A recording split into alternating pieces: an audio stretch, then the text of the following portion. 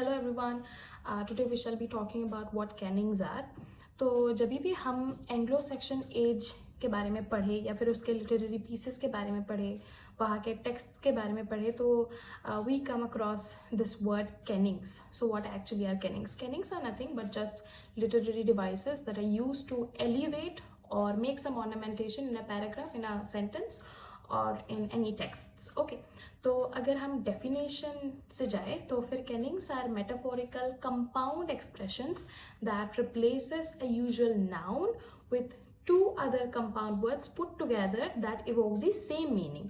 तो डेफिनेशन या थोड़ा सा हार्ड लग रहा होगा, बट अगर मैं एक एक्सप्लेनेशन दूँ आपको विथ एग्जाम्पल, वो तो you'll be able to connect the dots. तो देखिए, अगर हम किसी एक वर्ड को ले या फिर किसी एक नाउन को ले और उस नाउन को हम हमारे रीडर के सामने उसके रॉ फॉर्म में प्रेजेंट ना करके किसी दो अलग वर्ड को पुट टुगेदर करके प्रेजेंट करें जो कि सेम मीनिंग इवोक कर रहा है, उसी को हम बोलते हैं कैनिंग्स. अभी मैं एग्जाम्पल देती हूँ. देखो, एग्जाम्पल देने से पहले मैंने बोला था कि they are metaphorical compound expressions या मेटाफोरिकल कंपाउंड वर्ड्स. तो पहले कंपाउंड जान लेते हैं. I think we all know what compound sentences are. Compound sentences are two independent clauses put together. मतलब एक आपका sentence हो गया which consists of two clauses. मतलब अगर एक clause अगर हम उसमें से निकाल भी ले तो दूसरा clause जब हम पढ़ेंगे, जब कोई एक reader पढ़ेगा तो फिर ऐसा नहीं लगेगा कि something is incomplete here, the meaning is incomplete here, it is not a sentence, it is a phrase. ऐसा नहीं लगेगा. अगर हम एक clause को हटा भी दें फिर भी it has its own independent meaning. तो that is what compound sentences are. Similarly kennings में हमारे होते हैं कंपाउंड वर्ड्स बोला गया है. तो उसमें भी क्या होता है, दो वर्ड्स होते हैं लेकिन दो अलग अलग वर्ड्स होते हैं. उन दोनों वर्ड्स को अगर हम अलग कर दें तो दोनों का अलग अलग मीनिंग निकलेगा. ओके, लेकिन उन दोनों का इंडिविजुअल मीनिंग है, लेकिन अगर उन दोनों को हम साथ में जोड़ दें तो उसका मीनिंग वो रिप्लेस्ड नाउन के इक्विवेलेंट आएगा. मैं एग्जांपल देती हूँ. जैसे कि हमारा सन को हम कैनिंग का इस्तेमाल करके लिख सकते हैं स्काई कैंडल. मतलब सन को सन ना लिख के किसी रीडर के सामने सन ना प्रेजेंट करके उसको अगर हम हमारे टेक्स्ट में स्काई कैंडल लिख दे तो सेम मीनिंग ही वो हो रहा है अगर टेक्निकली सोचा जाए. क्योंकि देखो, सन कहाँ पे होता है, स्काई में ही होता है. और candle, what is candle? Candle is something that illuminates its surrounding, और सन का भी तो वही एसेंस होता है.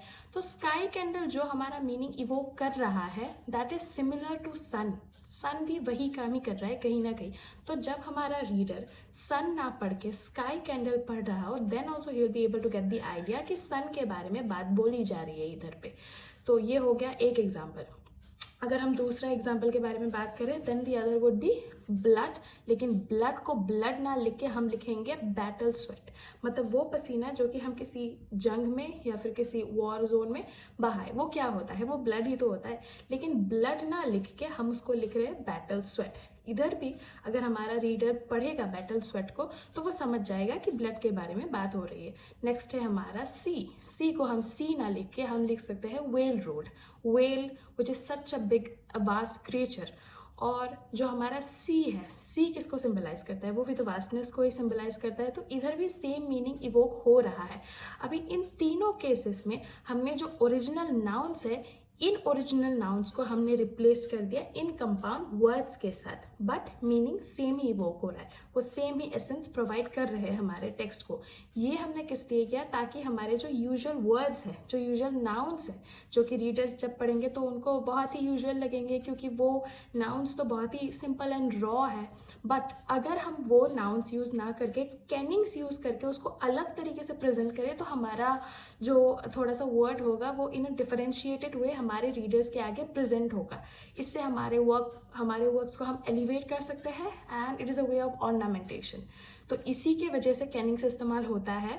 एंड कैनिंग्स के साथ साथ जितने भी हमारे पास लिटरेरी टूल्स एंड डिवाइसेस है सारे के सारे वही काम के लिए ही यूज़ होता है और कैनिंग्स भी उसी के लिए यूज़ होता है. कैनिंग्स का ट्रेस सबसे ज़्यादा हमें अभी भी यूज़ होता है कैनिंग्स कंटेम्प्रेरी लिटरेचर में, पर सबसे पहला जो ट्रेस पाया गया था वो हमारे एंग्लो सेक्शन वर्क्स में पाया गया था। अभी भी अगर हम एंग्लो सेक्शन वर्क्स आप ढूंढेंगे, डिस्कवर करेंगे, खोजेंगे, तो फिर आपको बहुत सारे कैनिंग्स के ट्रेसेस मिल जाएंगे वहाँ पे। ये तो बस मैंने 3 एग्जांपल्स दिए हैं for the sake of understanding, but ऐसे बहुत सारे कैनिंग्स हैं। अगर आप पढ़ेंगे तो आपको उसके मीनिंग बिना उसके ओरिजिनल वर्ड के ही समझ आ जाएगा कि बात किसके बारे में किया जा रहा है। तो it is a metaphorical way of saying something, जो कि एक डिजायर्ड इफेक्ट पैदा करता है, जो कि पोएट चाहता है कि ऐसा इफेक्ट पैदा हो उसके वर्क में, टेक्स्ट में। So this is all about kennings. But इसी के साथ क्लोजर देने से पहले मैं एक और इन्फॉर्मेशन ऐड ऑन करना चाहती हूँ कि I am actually not a professional. अभी मैं बस मेरे गेट का प्रिपरेशन में कर रही हूँ।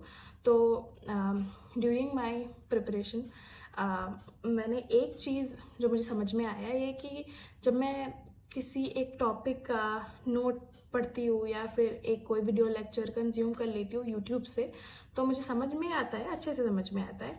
बट अगर वही टॉपिक में मेरे वॉल के सामने जाके ऐसे ही समझाओ, ऐसा प्रिटेंड करके कि मेरे सामने बहुत सारे स्टूडेंट्स बैठे हुए हैं, तो फिर I can recall it in a much better way. तो वो पूरा सा प्रिंट हो जाता है मेरे दिमाग के अंदर।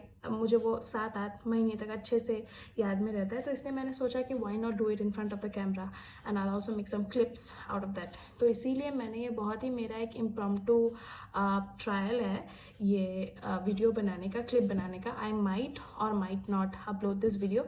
तो फिर just because I am not a professional in this field, तो फिर ऐसे कुछ लूप होल्स हो सकते हैं मेरे इन्फॉर्मेशन में जो मैंने अभी प्रोवाइड किया।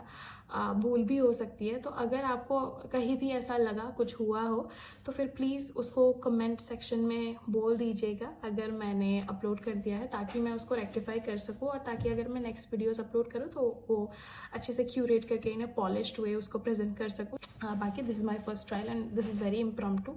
तो and thank you so much for giving me your time and watching my video. That's all.